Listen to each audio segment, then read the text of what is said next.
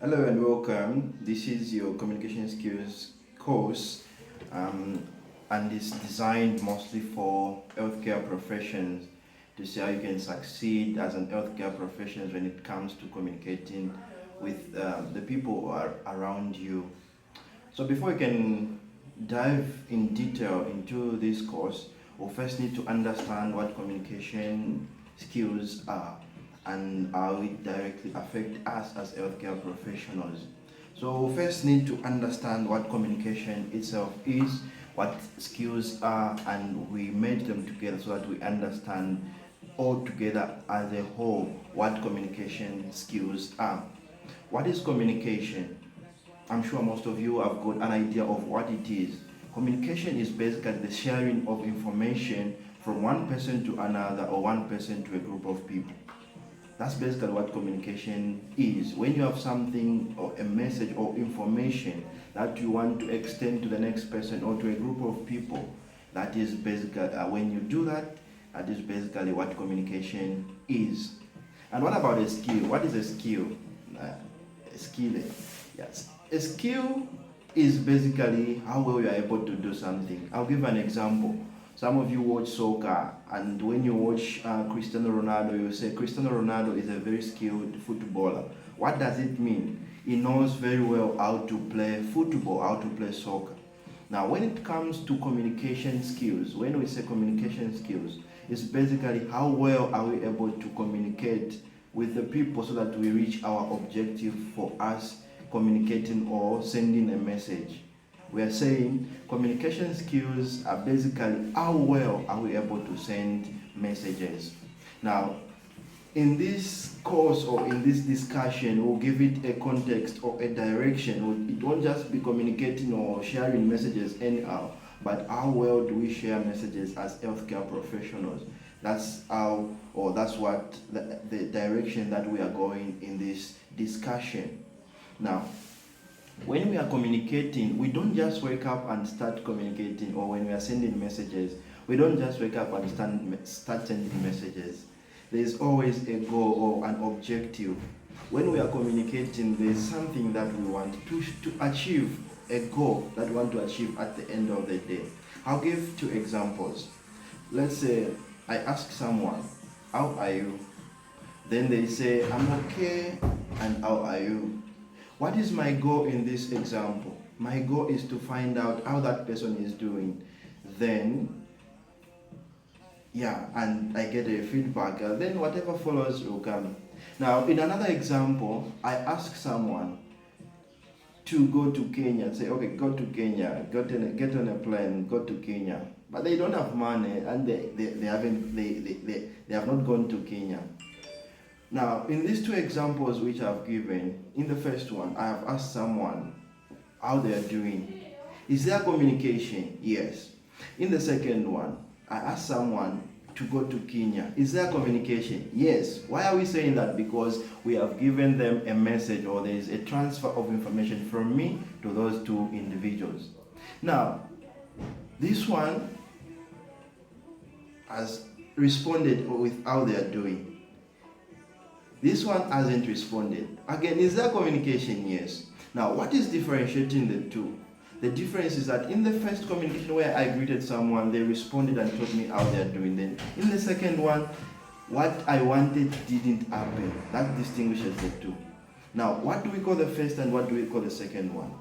The first one we are calling effective communication, because we got the goal of us communicating. Like we are saying, we don't just wake up. There is a reason why we are communicating. So now in the first one, we got the objective for us communicating. Then in the second one, we couldn't manage to get the results that we wanted.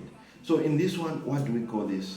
This is effective communication because we have gotten the feedback or the response that we wanted. Then this one, there was communication, but it was not effective, or it was ineffective. Why? Because we didn't reach the objective of us communicating. Now, why are we talking about this example?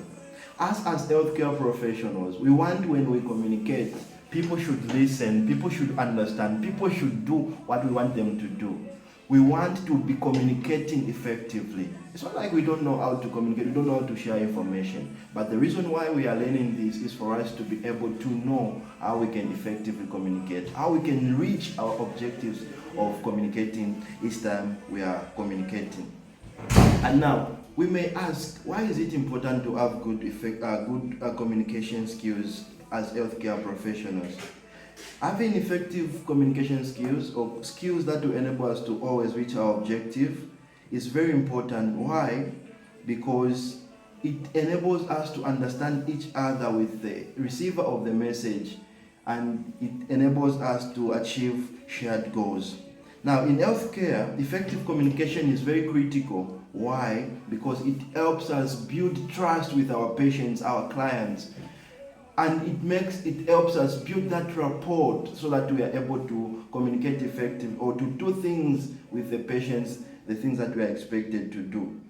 We are able to exchange medical information, and we are able to make informed treatment decisions as we are helping our clients when they come to our facilities, or when we visit them in their homes where we are treating them. Now, how do we achieve this effective communication? How are we able to communicate? Then people listen, people understand, people do what we want them to do. The first thing is clarity. In our messages which we are sharing, there should be clarity. The message must be clear and easy to understand. People should not go out and look for a dictionary when we talk to them. People should understand the message at glance. When we talk to them, when we write them a message, when we write them a letter, people should be able to get the information just as we intend them to listen or to understand it. They should not have difficulties to understand that message. That's what it means when we say clarity, and it's one of the ways of achieving effective communication. The second thing is conciseness. What do we mean when we say the message should have some sense of conciseness? We mean the message must be brief and to the point. When we are talking about A, the message should talk about A. If it's about B, the message should talk about B. We shouldn't beat about the bushes when we are trying to send a certain message. When we are saying no, it should state no. Not saying but, no, what, whatever. It should just state clearly, and it shows that there is conciseness, and it will help the person who is receiving that information to get it clearly and to have to achieve effective communication. The other thing we need to have is the correctness in the message. The message must be accurate and free from errors. So for the audience or the listener of the message, for them to get that message and for us to achieve effective communication, the message must be correct. What do we do? So it takes time for us to send the correct message. One of the things that we need to do is to research so that we don't share wrong information with our clients. Apart from researching, we need to read more. Yeah, that's researching anyway. Yeah, then we need to prepare the message so that when we are sharing the message, it's not a wrong message. We make sure that the audience will understand that message. We should also show some empathy.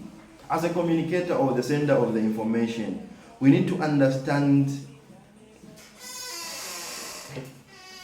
the receiver, and we should be sensitive to the feelings of the receiver.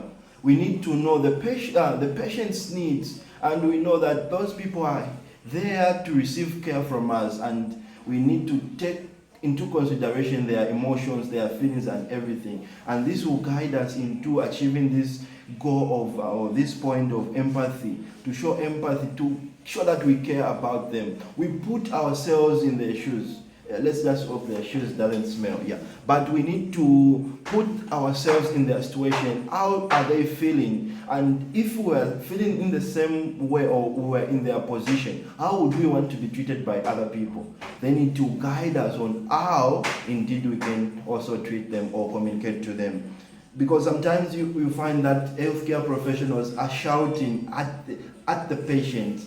That's unacceptable. Why? Because these people, where they are coming, they are running away from problems. Maybe they are not loved by their families, their guardians, whoever is taking care of them. They are not showing them empathy and love. Now, when they come to the facility where we take care of them, we are their last hope.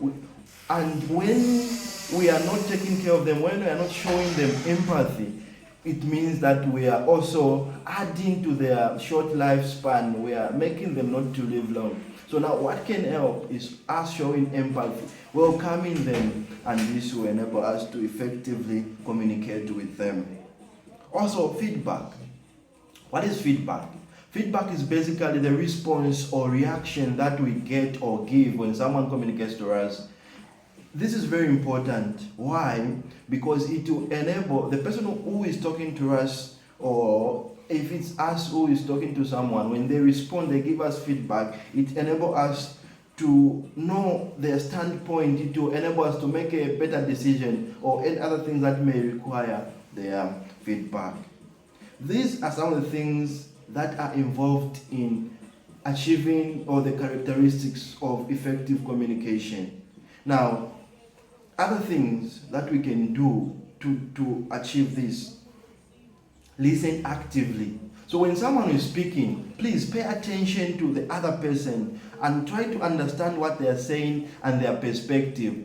These patients, sometimes they may have problems, but when they sense that we are not paying attention, it will be very difficult for them to open up.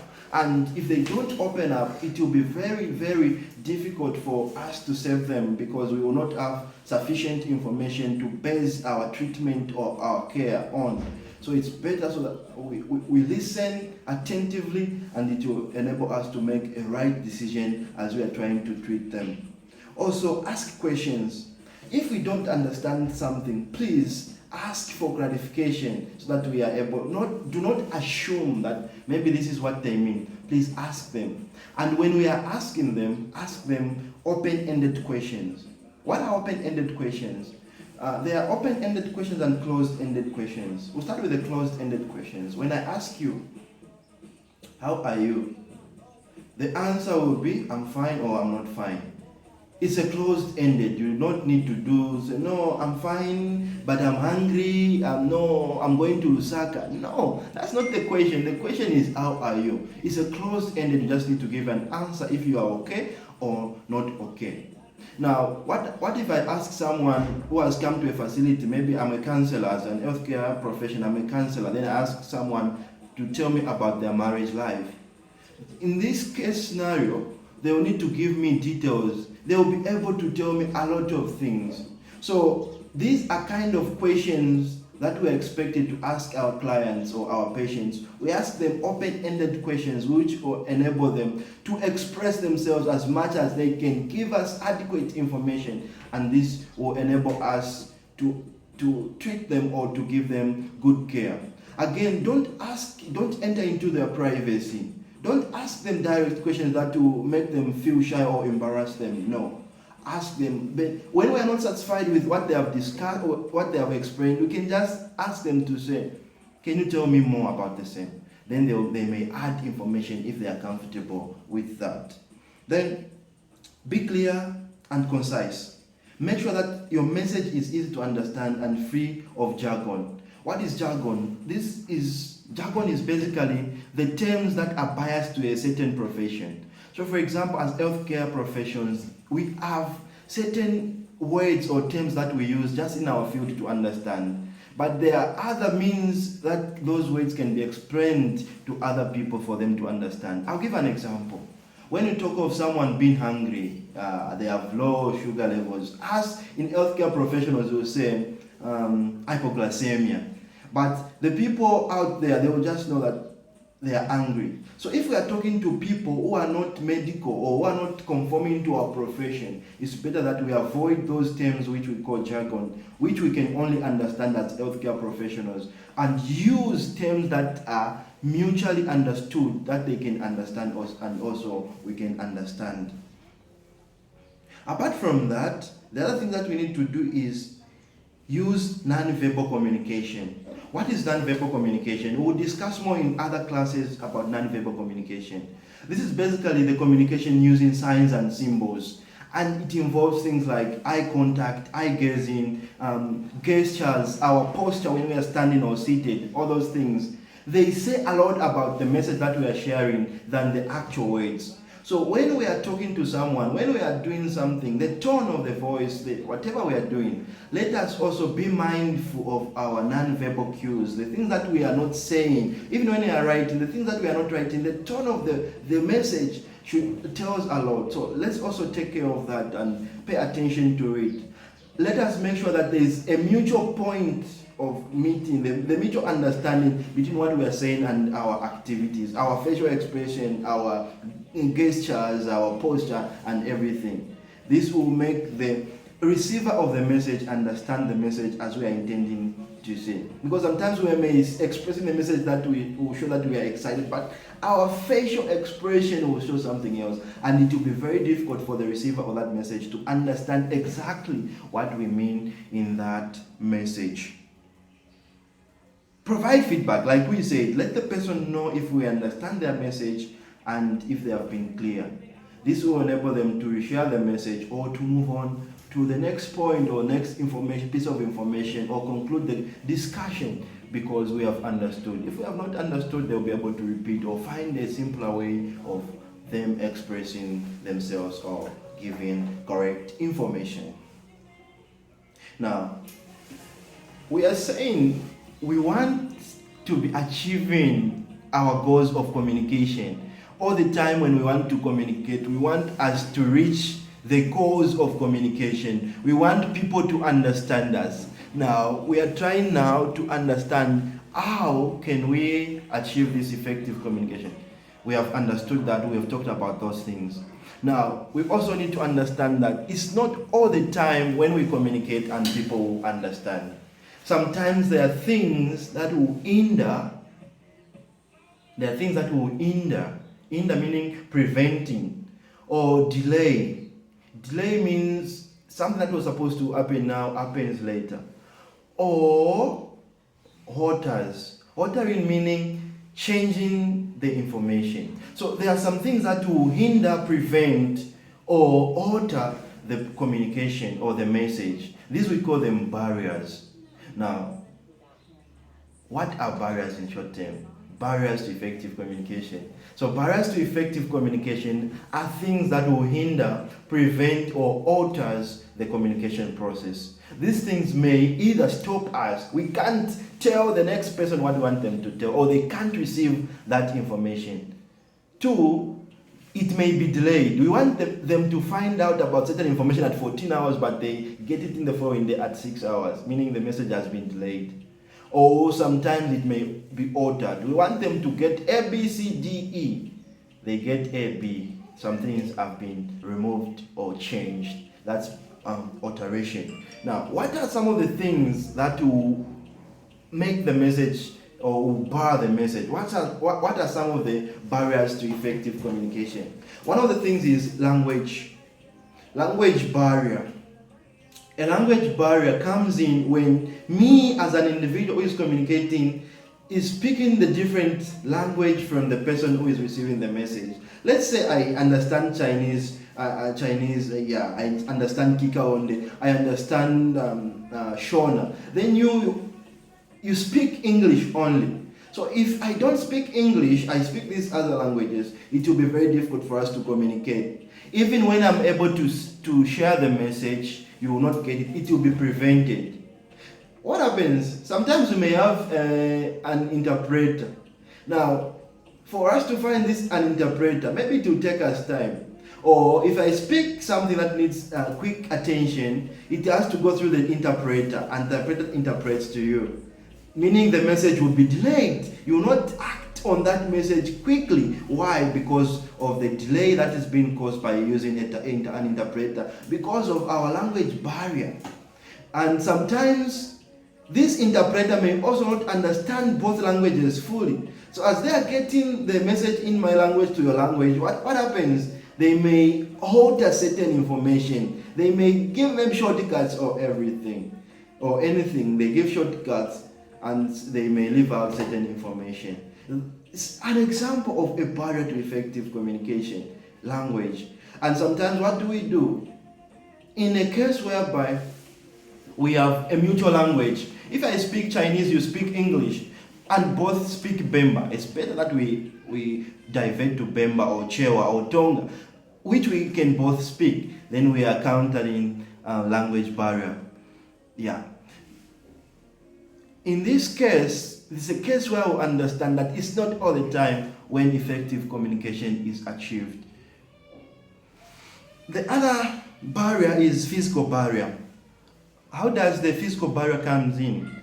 This is when maybe the recipient is physically challenged, they are hearing impaired, or they are visually impaired, they can't see. Meaning when we are giving them non-verbal communication, they can't understand. When we are sharing certain information, they can't hear us, and this becomes a barrier. Emotional barrier. This is when the recipient is upset, they are angry or otherwise emotional. So they may have difficult understanding the message. Sometimes they may even misinterpret the message that we are sharing with them.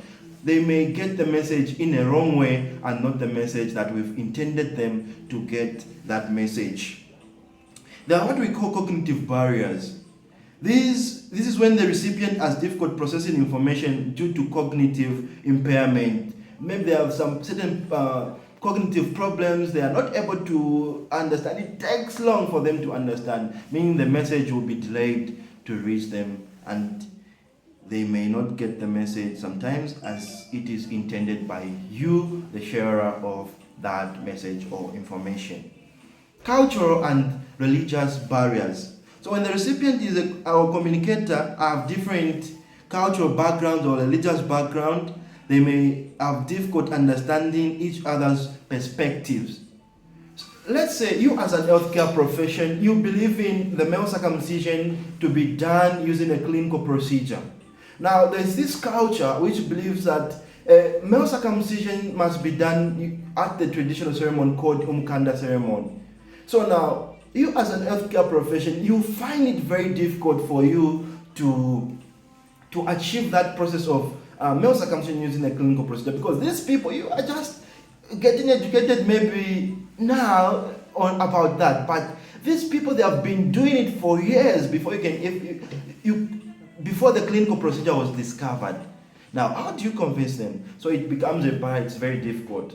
Now, what happens is you are expected to educate them. So sometimes the process may be delayed because you need some time to educate them the dangers of having the traditional way of circumcision, and now convincing them about the advantages of the clinical procedure in terms of male circumcision and how they can benefit from that. So you may manage to convince them, but it would have taken some time and the communication would have been delayed. That's about the cultural barrier. Technical barrier. This is basically the barrier in terms of technology used for communicating is not functioning properly. You may be educating people, so you may have a clear message at the right time. You may have done away with other barriers, but when it comes to technology, you can't just manage to communicate. Imagine you are communicating to elderly women about the cervical cancer in the village. Now you use an email. Are they able to understand using an email? No, it will be very difficult. Some may, but others may not. But your goal is to have a lot of people get that information and get the advantage of that information. Now, if you are using a wrong technology, it will be very difficult for them to understand. What do? You have to come up with a mutual technology that can be understood. Maybe you come up with a megaphone where you communicate in their language, you go and speak to them and share the message that you want to share. So, in concluding today's class, effective communication is very critical to us as healthcare professionals, and it requires efforts from both us as senders of the message and also the patient who is receiving that message. So we are supposed to be clear, concise, and empathetic, and by overcoming barriers to effective communication, healthcare professionals such as yourselves can ensure that their patients receive best possible care in the facility or when we visit them in their homes. Thank you very much for coming through and watching this video. Please subscribe to this channel, share it with other colleagues, and see you in the next video.